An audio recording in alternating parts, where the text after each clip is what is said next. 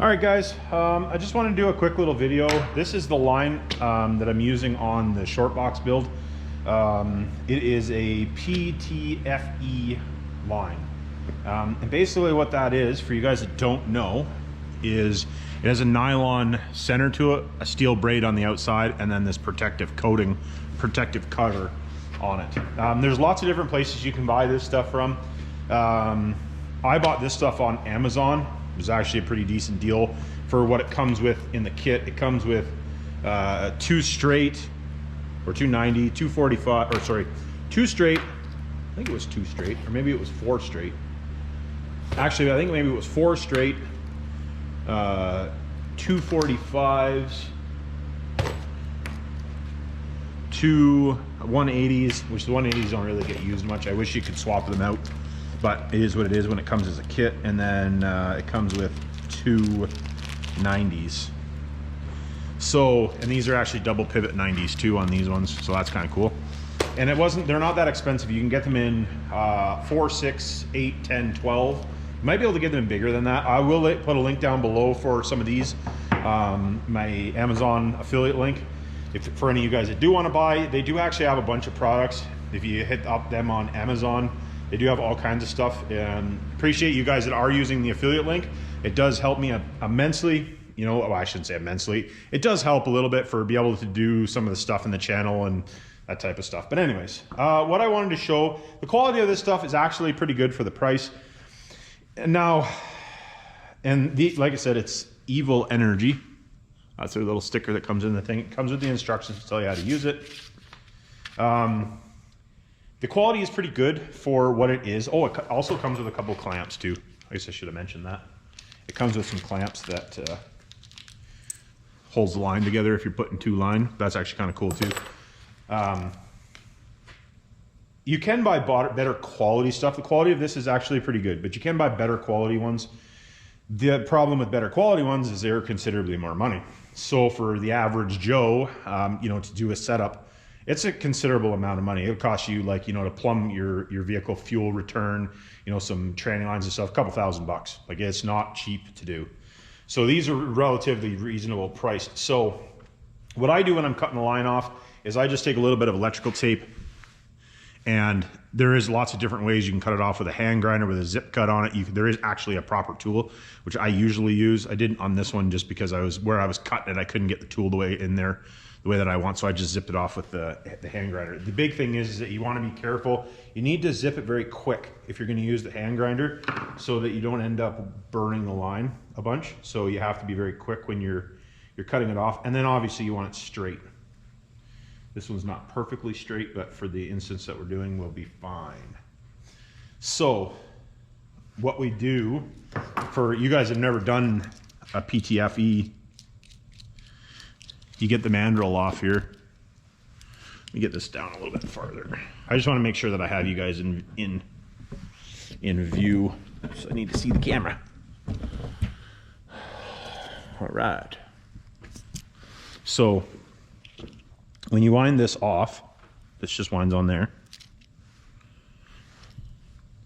There's ferrule on there, ferrule, whatever you want to call it, and then the fitting. So what you need to do is put what I do is I take the tape off, unless you get just a little bit on there, because you don't want to screw the end of the line up, like move the end of the line. See how this one's poking out a bunch? You don't want it poked out like that. So you just wind this on there. Let's see if we can do it without making a mess. Sometimes it works really good. Just watch, because there is wire in these. Didn't get me. Thought it was going to. Pull that rest of that tape off. That's what I mean. If it only has one wrap on it, usually you can get away with not having to screw in. What I do is, if it's not perfectly clean, you should clean it. Just give me 1 second.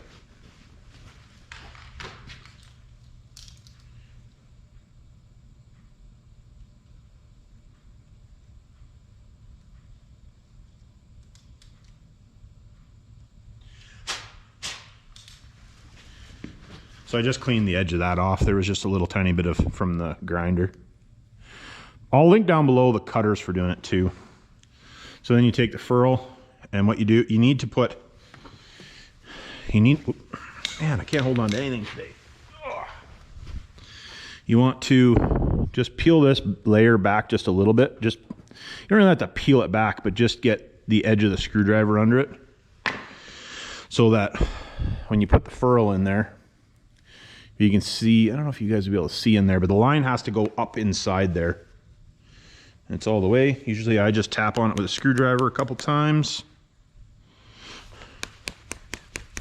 Make sure it's all the way.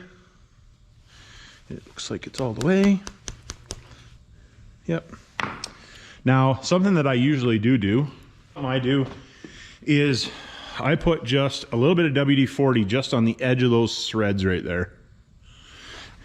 Nowhere else, just on the, if you get it everywhere, just brake clean it off. You just need like a drop on there. And the reason I like doing that, some guys argue with me, I've done it this way, I've never had an issue, is I don't want to bung the threads up on either of these. So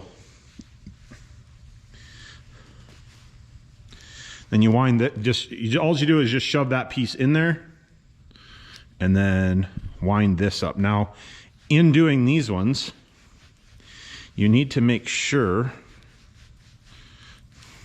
and this one isn't going to do it.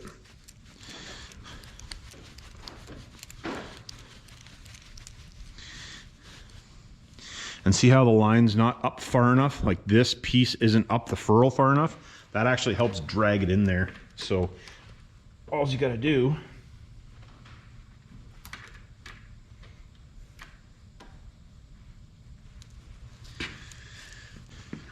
just got to get that so it's drawn up there a little bit.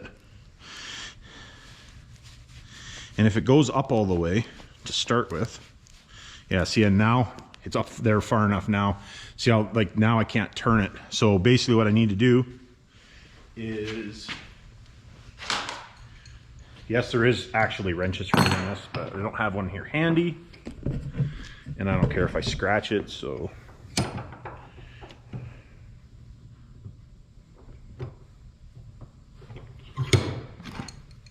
You want to turn the actual nut piece, not the technically the bolt piece.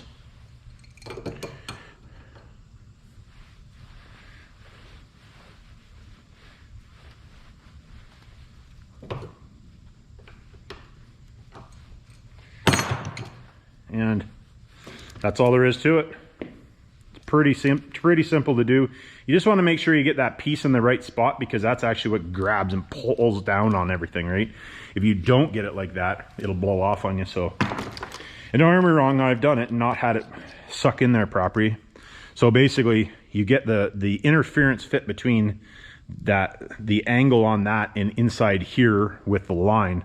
So it helps hold everything together, and that's what makes it strong. So you just got to make sure you all get it in the right spot. If you don't, like I said, it'll blow off and you'll have some sort of fluid, pretty sure, because you usually use these for fluid everywhere. So anyways, let me know down in the comments. Like I said, look down the link below, or in the description below. There will be a link for line and all of the stuff from Evil Energy in my link below. Like, subscribe, hit me down in the comments. If you want me to do reviews or any of that type of stuff on stuff that I have used or I'm using that I haven't showed you guys, just let me know and I'll do my best to do whatever I can for you. All right, remember, it's not rocket science.